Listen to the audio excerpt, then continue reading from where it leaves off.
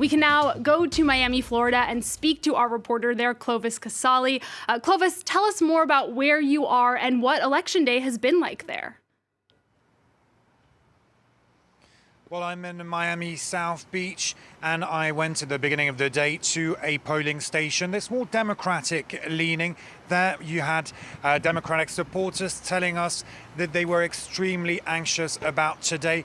They're worried that even if they do win Florida, President Donald Trump might contest the results because it's set to be a close call. It always is in these presidential elections here in Florida.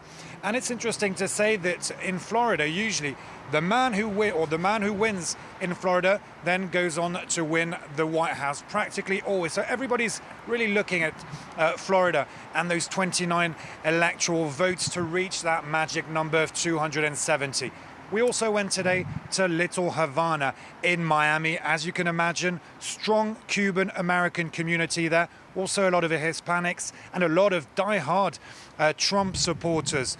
People who say that Donald Trump is the best man for the job, that he's right when he says that Joe Biden equals socialism. It's been a busy day for all of the journalists covering this election, of course, but at least it's run smoothly here in Florida. We didn't see any incidents, any arguments break out. And here in Florida, the polls have closed in part of the Sunshine State, not everywhere. So we should get preliminary results very soon. But as I said just before, it is set to be a close call. So we'll have to wait to get the final results here in Florida.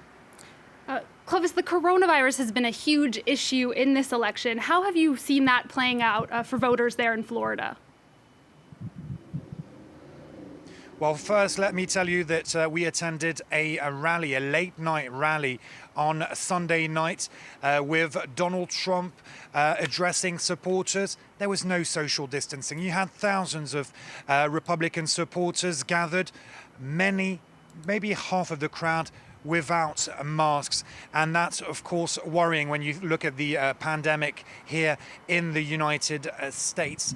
And at the same time, you had the Democrats who also held rallies here, but much smaller rallies. And talking about the pandemic, it could prove very interesting in Florida because Florida has a high percentage of pensioners, senior voters, and the Republican seniors will not necessarily all go to Donald Trump. Many disappointed with the US president's handling of the pandemic. So will the incumbent president lose voters, lose votes there? That's a big question in the Sunshine State. Once again, a swing state, a battleground state, and one of the only swing states where we might get the results very quickly. All right, Clovis Casali, thank you very much. We will be crossing back to you there when we think we might have some results when all of the polls are closed in about an hour.